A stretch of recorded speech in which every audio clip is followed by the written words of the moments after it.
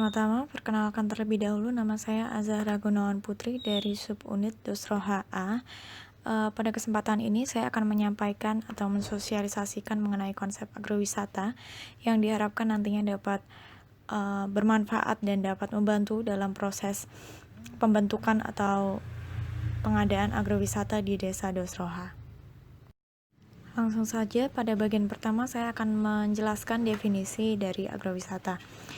Agrowisata didefinisikan sebagai perpaduan antara pariwisata dan pertanian, di mana pengunjung dapat mengunjungi kebun, peternakan, atau kilang anggur, contohnya untuk membeli produk, menikmati pertunjukan, dan juga berpartisipasi di dalam aktivitas, makan suatu makanan, atau melewatkan malam bersama di suatu areal perkebunan atau taman. Definisi ini diperoleh melalui laman www.farmstop.com.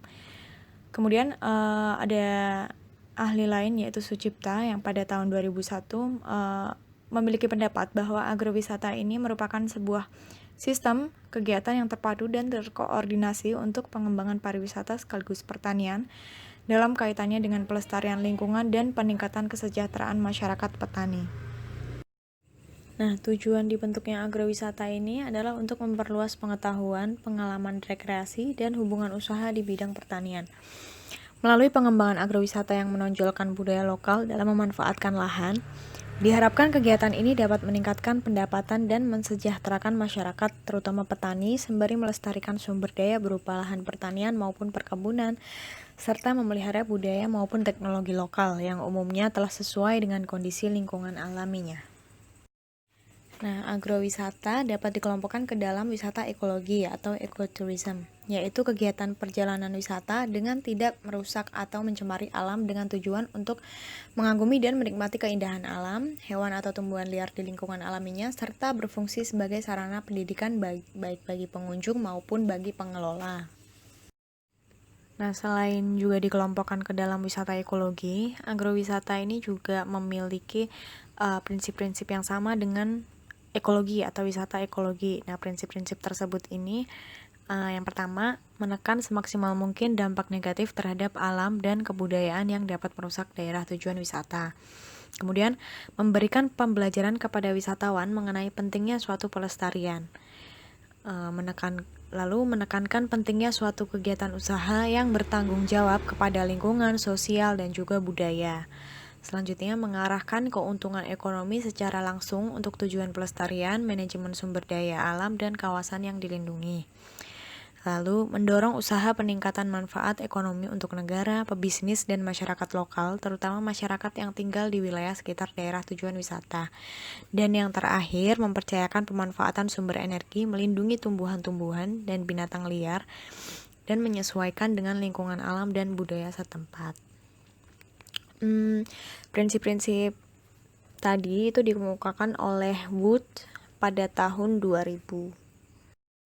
Nah, adanya agrowisata ini juga tentunya membawa manfaat bagi pengunjungnya. Beberapa manfaatnya antara lain, yang pertama, menjalin hubungan kekeluargaan dengan petani atau masyarakat lokal, meningkatkan kesehatan dan kesegaran tubuh, beristirahat dan menghilangkan kejenuhan bagi pengunjung, tentu saja mendapatkan pengalaman atau petualangan yang mengagumkan, mendapatkan makanan yang benar-benar alami atau organic food, mendapatkan suasana yang benar-benar berbeda atau new experience, dan biaya yang mereka keluarkan itu relatif lebih murah untuk merasakan agrowisata, karena biayanya relatif lebih murah daripada jenis-jenis wisata yang lain.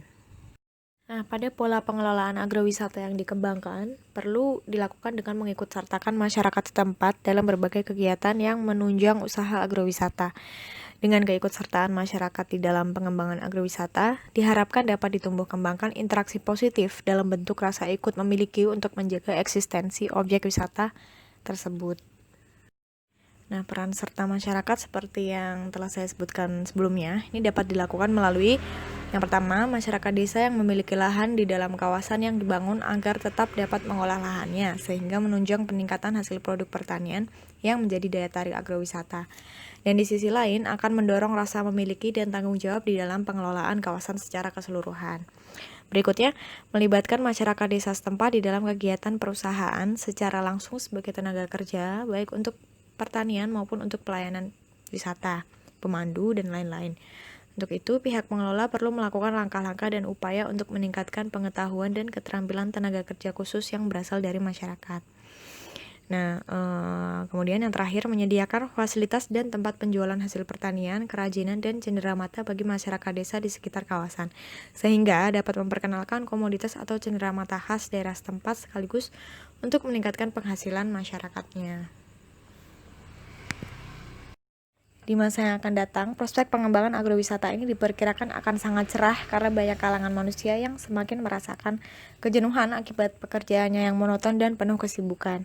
Mereka ingin sejenak keluar dari rutinitasnya untuk sekedar menghirup udara segar dan mencoba aktivitas yang biasa dilakukan oleh masyarakat pinggiran atau masyarakat pedesaan seperti berkebun, bertani, maupun beternak.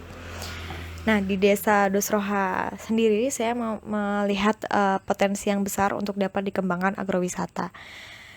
Dengan komoditas utama berupa jagung dan kopi, sangat cocok diterapkan pengelolaan agrowisata dengan bentuk kegiatan berupa rekreasi dan wisata edukasi berwawasan lingkungan bagi wisatawan. Contoh kegiatannya menurut saya seperti menawarkan pengalaman menanam dan memanen jagung bagi wisatawan yang diinstruksikan langsung oleh petaninya, serta edukasi jenis-jenis dan cara perawatan tanaman jagung. Sedangkan untuk daya tarik berupa kopi, dapat dibangun unit pengolahan kopi yang mana wisatawan dapat berpartisipasi langsung di dalam kegiatannya. Tak lupa, wisatawan juga ditawarkan untuk turut merasakan sensasi berkebun langsung di kebun kopi. Selain itu, penerapan agrowisata di Desa Dosroha dapat menyediakan wadah atau sarana kepada para akademisi untuk melakukan penelitian sehingga diharapkan kualitas jagung dan kopi sebagai komoditas unggulan dapat terus ditingkatkan. Di samping itu, lahan terbuka yang juga memiliki persentase penggunaan lahan terbesar tentu sangat mendukung adanya kegiatan agrowisata. Lahan-lahan terbuka ini nantinya dapat difungsikan sebagai ruang atau tempat pendukung dilakukannya aktivitas agrowisata. Berikut yang bisa saya sampaikan. Apabila banyak kurangnya saya mohon maaf. Semoga materi yang saya sampaikan ini dapat memberi manfaat dan dapat membantu masyarakat Desa Dosroha. Terima kasih.